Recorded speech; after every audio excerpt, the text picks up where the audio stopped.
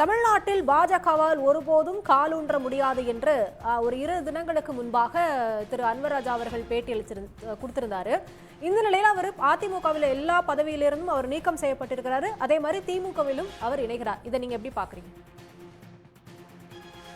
சில தினங்களுக்கு பிறகு நானும் அன்வர் ராஜா அவர்களும் பேசிக் கொண்டிருந்தோம். அன்வர் ராஜா எனக்கு மிகவும் நண்பர், என்னுடைய செட் என்று வைத்துக் கொள்ளுங்களேன்.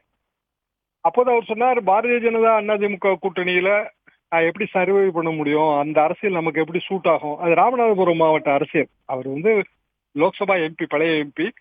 அதே போல லேபர் மினிஸ்டர், அதிமுக காலகட்டத்தில் லேபர் மினிஸ்டர்.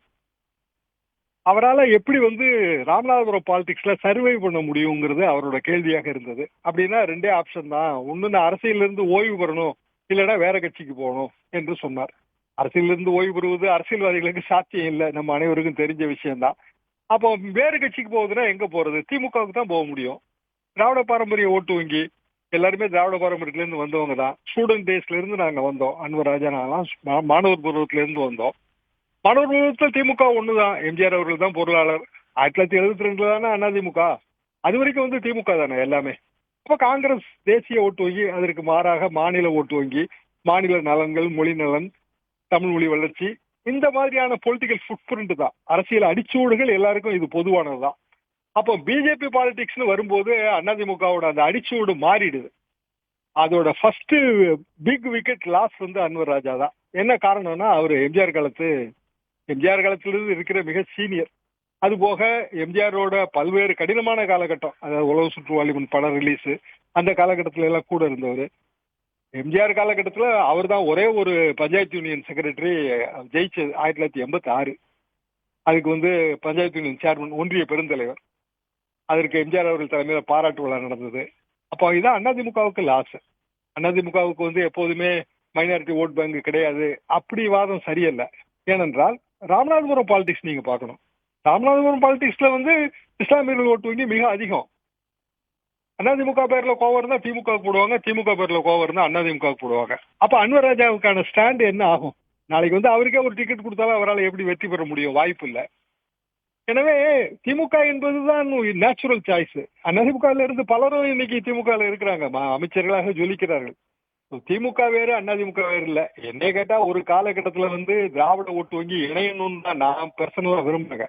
79 அப்படியான முயற்சி மேற்கொள்ளப்பட்டது. விஜய் பட்நாயக் அவர்கள் இங்கு கலைஞர் எம்ஜிஆர் எல்லாம் இணைத்து வைத்து சேப்பாக்கம் கெஸ்ட் ஹவுஸ்ல பிரஸ் மீட். திமுக தான் ஒன்றுபட்ட திமுக இருக்கணும்.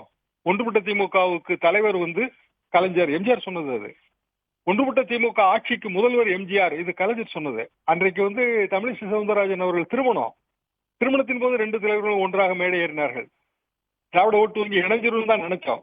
அன்பார்ச்சுனேட்லி அது அந்த வாய்ப்பு நடக்கல. இப்போது அதை நோக்கி களம் மாறுகிறதோ என்கிற ஒரு பார்வை எனக்கு இருக்கிறது.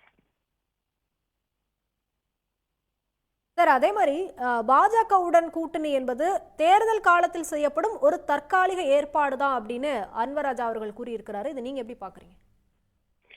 தற்காலிக ஏற்பாடு என்றாலும் சிக்கல் என்னவென்றால், பாரதிய ஜனதாவின் சார்பாக அமைச்சர்கள் இருப்பார்கள் என்று தொடர்ந்து பாரதிய ஜனதா கூறி வருகிறது.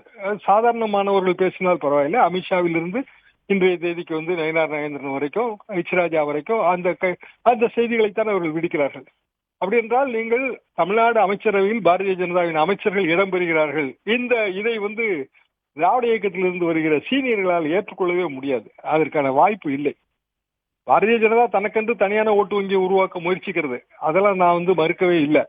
ஆனால் ஒரு குறிப்பிட்ட காலகட்டம் திராவிட இயக்கங்களிலே பணியாற்றி விட்டு, தீவிரமான பெரியாரிஸ்டுகளாக இருந்துவிட்டு, மத நல்லிணக்கமான அரசியல் நடத்திவிட்டு, அதற்கு பிறகு பாரதிய ஜனதாவின் அமைச்சர்கள், அந்த அமைச்சர்களிடம் போய், உதாரணமா அன்வர் ராஜா நாளைக்கு எம்எல்ஏ ஆகிறார், அதிமுக எம்எல்ஏ ஆகிறார் என்று வைத்துக் கொள்ளுங்கள். பாரதிய ஜனதா அமைச்சர் ஒரு கோட்டையில் இருப்பார். அவரை இவர் போய் பார்த்து இவரது தொகுதிக்கான ஏற்பாடுகளை செய்வது என்பதெல்லாம் மிகவும் கடினம்.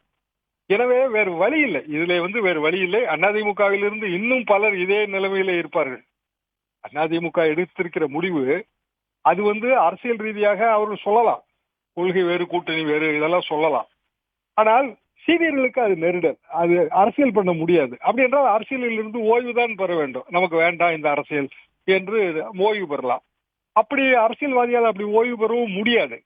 இப்படியான சூழ்நிலையில் இன்னும் வேண்டுமானாலும் பாருங்கள், ஏராளமான சீனியர்கள் அதிமுகவில் இருந்து கொஞ்சம் கொஞ்சமாக திமுகவை நோக்கி அந்த மைக்ரேஷன், புலம்பெயர்தல் அது நடந்து கொண்டே இருக்கும். அதிமுக பாஜகவுடன் கூட்டணியில் இணைந்திருப்பது அந்த கட்சியில் இருக்கக்கூடிய பல சீனியர்களுக்குமே வந்து அதிருப்தியை தான் ஏற்படுத்தியிருக்கு அப்படின்னு சொல்லியிருக்கிறீங்க. இணைப்பிலிருந்து உங்களுடைய கருத்துக்களை பகிர்ந்து கொண்டமைக்கு நன்றி திரு தராசு ஷாம் அவர்கள். இந்த ஆடிக்கு போத்தீஸ்ல பர்ச்சேஸ் பண்ற ஆடைகளுக்கு டிஸ்கவுண்ட் தரோம், டிஸ்கவுண்ட் வவுச்சரும் தரோம். இந்த டிஸ்கவுண்ட் வவுச்சரை வச்சு நீங்க ஆவணில ஷாப்பிங் பண்ணிக்கலாம். போத்தீஸின்